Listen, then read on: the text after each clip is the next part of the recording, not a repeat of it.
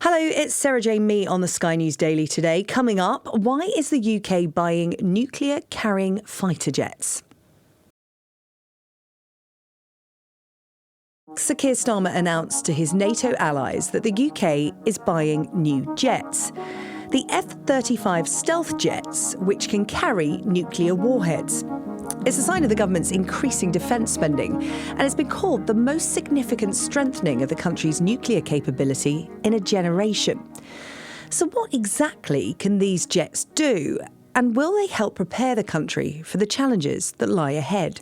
Here to help us understand is Dr Thomas Withington, an award-winning expert in air defence and security. Well, Dr Thomas Withington, thank you so much for joining us on The Daily. I'll call you Tom for the purposes of this, because this is a very informal chat about something extremely serious. We're hearing a lot about these new fighter jets, 12 of them. What exactly is it that we've bought? Well, what we've bought are 12 very advanced F-35A Alpha models. And the reason for the procurement of these aircraft, the purchase of these aircraft, is to enable those planes, in part, amongst other things, to be able to deliver tactical nuclear weapons, should that ever be required, and heavens forbid it ever is. But it's essentially an additional capability for the Royal Air Force.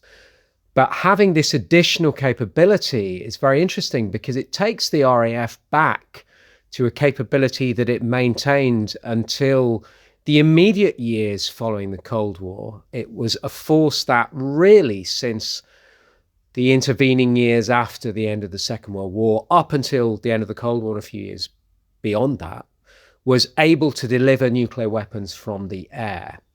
And so the intervening years saw the RAF abandon that capability, but now it's going back to that capability. And it won't surprise your listeners to learn that that is a reflection of the heightened threats, the serious strategic situation we find ourselves in Europe. And these new aircraft and that capability is a riposte to that threat. Yeah, it's a real hark back to a different era almost, isn't it? You've explained a little bit about what they can do, but how is it that they work? What makes these jets different? Well, essentially, during the Cold War, you used to hear people talk about nuclear-capable aircraft. But what that effectively means is an aircraft that is capable of delivering a nuclear weapon, which these new planes that the UK is going to acquire can do. Now, that means a number of things from a technical standpoint. Firstly, it means that the aircraft can physically carry that weapon. Nuclear weapons, by virtue of using fissile materials like uranium and plutonium, both of which are materials that are incredibly dense, make nuclear weapons very heavy. So the aircraft has to have the physical power to be able to lift that weapon and convey it a certain distance at certain speeds to its intended target. But beyond that, beyond the physical capabilities of the aircraft, it also refers to the fact that the aircraft has the necessary command and control systems in place to be able to deliver and then probably detonate that nuclear weapon. Now, that's an important factor because by their very nature, they're very destructive power. Nuclear weapons are something that you don't want to go off accidentally for very understandable reasons, but also you want to make sure that they only ever detonate when they're intended to. Now, there's a number of safeguards that are in place to do that countries around the world who have nuclear weapons use. The Americans have a thing called Permissive Action Link, or PAL, military love acronyms. And PALs are a series of alphanumeric codes that are entered into the weapon either before a mission or during the mission that effectively allow that weapon to become live, to be able to be used in anger. There are a lot of other safeguards in place, but the aircraft that deliver these weapons, or anything that delivers these weapons, be it submarine or whatever it might be, have to have these very strict command and control systems in place installed within them to enable these weapons to be used safely. So that's another dimension to the design and the performance criteria of these aircraft that the UK will acquire. It's quite the pivot for the UK, isn't it? I mean, it feels like within a couple of weeks, we're having a completely different conversation when we talk about the UK and its defence systems. How does this fit in with our role within NATO? Well, it brings us into the NATO nuclear sharing arrangements. I mean, we already declare our Trident missile-based nuclear deterrent to NATO. So should NATO need to use nuclear weapons for whatever reason, then the Royal Navy's Vanguard-class submarines and their Trident missiles become part of that response or part of that plan. But NATO also has these nuclear sharing arrangements with a number of nations, which would basically deliver US supplied nuclear weapons. So in this case, the B-61 nuclear bomb, that's the actual weapon, would deliver those weapons under NATO guidance using their own aircraft. So how that works in practice, for instance, I believe Germany is one of the nations that is part of the NATO nuclear sharing arrangement. So their aircraft would deliver these US supplied weapons against NATO nominated targets. And from what it sounds like, I mean, there's still a lot we don't really know about this new arrangement with the aircraft that we're procuring. But what I imagine is that the UK becomes the latest country that is an addition to these NATO nuclear sharing arrangements and the countries that already make up that coterie of nations. This is a significant strengthening of nuclear capability. It's been described as the most significant strengthening of the UK's nuclear capability in a generation. This is hugely significant, isn't it? Yeah, I mean, I think I maybe would be tempted to take some of the hyperbole out of that, perhaps. It is a significant step in that it's a return to a mission that the RAF had before. The RAF had the WE-177 nuclear bomb, which it could deliver from its Tornadoes, now an aircraft that's now retired, amongst other platforms. And so it was already a force that could perform the tactical nuclear mission. So in a sense, it's a return back to the status quo ante. It's a resumption of that mission, albeit with new aircraft and with new weapons. The key difference here is that in the Cold War, with the WE-177 and the Tornadoes, the RAF owned both of those capabilities. It was an RAF weapon delivered by RAF aircraft. Things are slightly different here in the sense that, yes, they're RAF aircraft, but they will be US supplied nuclear weapons. So that then raises questions about, well, what are the custodial arrangements regarding that setup? Where will these weapons be stored? There's a lot of questions here that still need to be worked out. Feels like a massive change in direction for the UK. To you, does it feel like a proportionate change in direction? It feels like only a matter of months ago when we were talking about defence spending, the government was talking about cyber security being the biggest threat to the UK. Now we seem to be talking about nuclear weapons. The nuclear threat in Europe is very clear and it's very apparent. And I think that's been the case really since the February 2022 second invasion of Ukraine by Russia. And bear in mind, Russia did reportedly consider using tactical nuclear weapons at one stage in that conflict and was apparently talked out of it by the US and China. I mean, I spend a lot of time up in the Baltic, and this sense of threat is very, very apparent. It's how I imagined West Germany and the inner German border felt during the Cold War. And I think the nuclear threat to the UK and the nuclear threat to Europe is very, very real. And it's certainly the most serious I've seen since the Cold War. And I do remember the years of the Cold War. I remember living with the nuclear threat being very present. So it feels like a return to that. And I think it is an appropriate response on behalf of not only the UK, but NATO more generally. This change of policy then, it has been seen by many as being reactionary, but in your mind, has it been on the cards then for some time? Oh, that's a really good question. So it's very hard to say whether this has been a sort of long-standing plan. It is possible that it has been discussed since relations with Russia deteriorated and tensions increased. The war in Ukraine shows no immediate signs of ending. The political situation in Russia shows no immediate sign of changing for the better.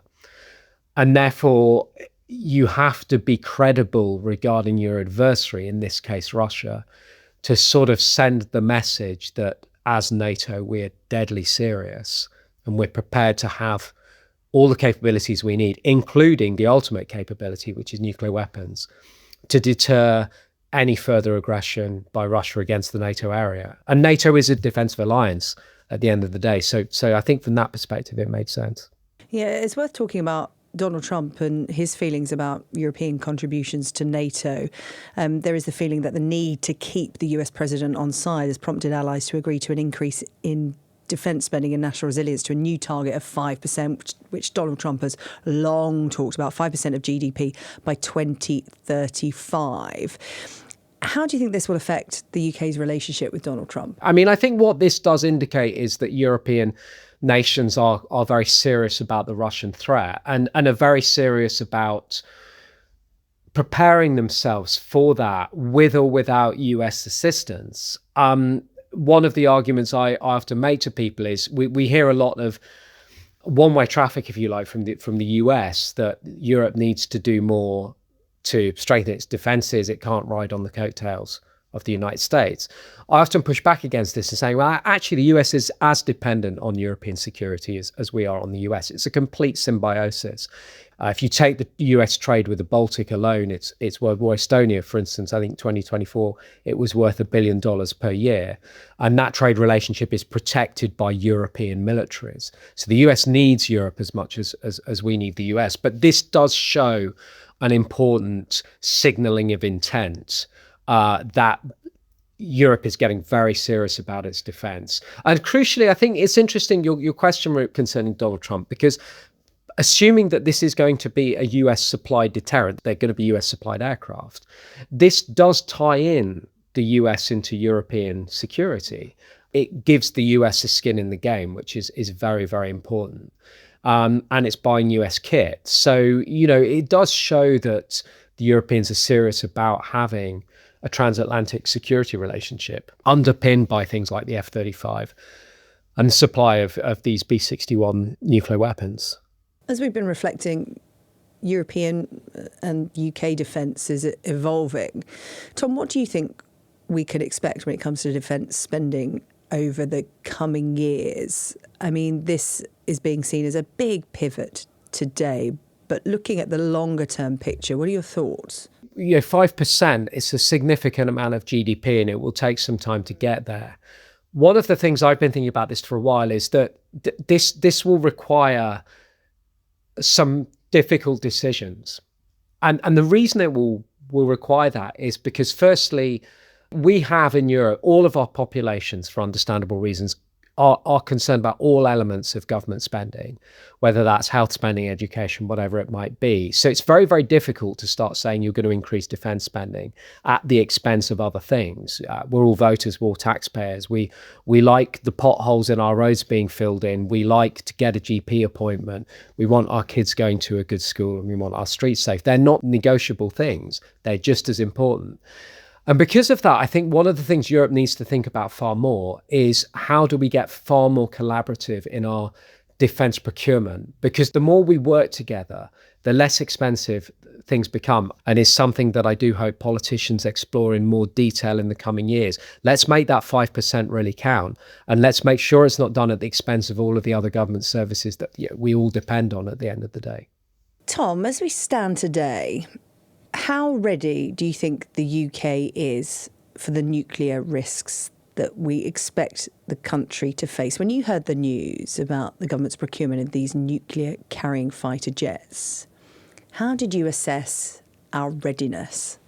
I think that's a really good question. It depends what you mean by readiness. And I know that's a very kind of academic-y answer.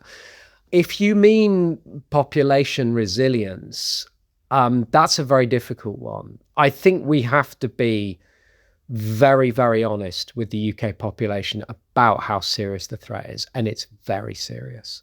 So I think, the governments, it's not just governments, but as a society as a whole, across Europe as well, we need to talk about this, and we need to do it in a very frank and adult way, that we face an unprecedented threat to our way of life, because that's what this is.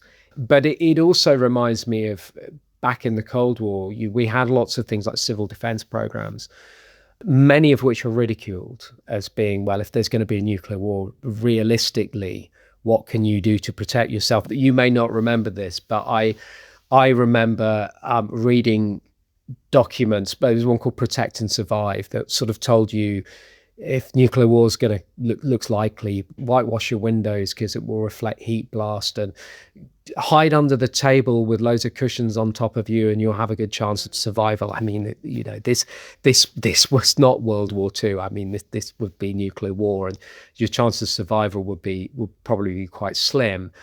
So a lot of those efforts were widely ridiculed, but I think part of that resilience is not ever getting into that situation in the first place. And by having the conversation, you demonstrate a readiness to tackle these subjects, and you're signaling again to your potential adversary, look, we're serious about this.